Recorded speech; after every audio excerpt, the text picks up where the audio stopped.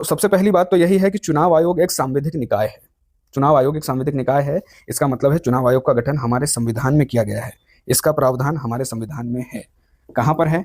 अनुच्छेद 324 में निर्वाचन आयोग के लिए प्रावधान किया गया है और इसको संसद यानी लोकसभा, राज्यसभा और साथ में विधान मंडलों के चुनाव कराने की जिम्मेदारी दी गई है। साथ ही यह राष्ट्रपति और उपराष्ट्रपति पद के लिए भी चुनाव करवाता है। चुनावी प्रक्रिया में यह वोटर लिस्ट भी तैयार करता है और चुनावों का संचालन भी करता है। भारत के निर्वाचन आयोग की संरचना की बात करें तो इसमें फिलहाल एक मुख्य निर्वाचन आयुक्त है और 2 अन्य निर्वाचन आयुक्त है। जब इलेक्शन कमीशन बना था यानी 1950 में, तब इसमें सिर्फ एक निर्वाचन आयुक्त था और अब यह 3 सदस्यीय निकाय है। अनुच्छेद 324(2) में प्रावधान है कि सभी चुनाव आयुक्तों की नियुक्ति, चाहे वे मुख्य चुनाव आयुक्त हों या अन्य चुनाव आयुक्त हों, सभी की नियुक्ति राष्ट्रपति के द्वारा की जाती है।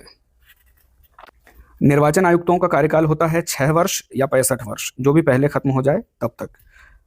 यदि इन्हें हटाने की बात करें तो मुख्य निर्वाचन आयुक्त को उसी प्रक्रिया से, उसी विधि से हटाया जा सकता है जिस विधि से सुप्रीम कोर्ट के न्यायाधीशों को हटाया जाता है। इस प्रक्रिया को महाभियोग कहा जाता है। इसमें सबसे पहले किसी भी सदन से कार्रवाई शुरू की जा सकती है और इसके लिए प्रस्ताव लाया जाता है।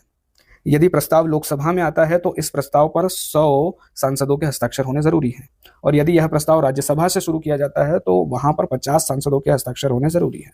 फिर इस प्रस्ताव को सदन के अध्यक्ष को दिया जाता है।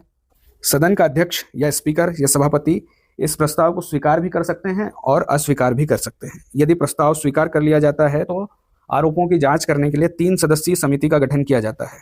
यह समिति आरोपों की जांच करती है। इस समिति में सुप्रीम कोर्ट के न्यायाधीश, किसी उच्च न्यायालय के मुख्य न्यायाधीश और एक प्रतिष्ठित न्यायविद होते हैं। यदि अक्षमता और दुर्व्यवहार के आधार पर आरोप सही सिद्ध होते हैं तो फिर वोटिंग होती है और फिर इसे विशेष बहुमत से पारित करना होता है। विशेष बहुमत यानी सदन की कुल संख्या का 50% और वोट देने वाले और उपस्थित सदस्यों का 2/3 नंबर इसके लिए जरूरी है। अंत में राष्ट्रपति आदेश जारी करते हैं और मुख्य निर्वाचन आयुक्त को अपने पद से हटा दिया जाता है। अन्य निर्वाचन आयुक्तों को राष्ट्रपति हटा सकते हैं, लेकिन इसके लिए मुख्य निर्वाचन आयुक्त की सिफारिशें जरूरी होती है। मुख्य कार्यों की बात करें तो इनके मुख्य कार्य है मतदाता सूची तैयार करना और उसको समय समय पर अपडेट करते रहना, राजनीतिक दलों का पंजीकरण करना, चुनाव चिन्ह आवंटित करना, चुनाव के दौरान आचार संहिता लागू करना, चुनाव कार्यक्रम बताना और स्वतंत्र और निष्पक्ष चुनाव कराना। चुनाव कराने के दौरान पूरा प्रशासन और पूरी पुलिस इनके प्रत्यक्ष नियंत्रण में होती है।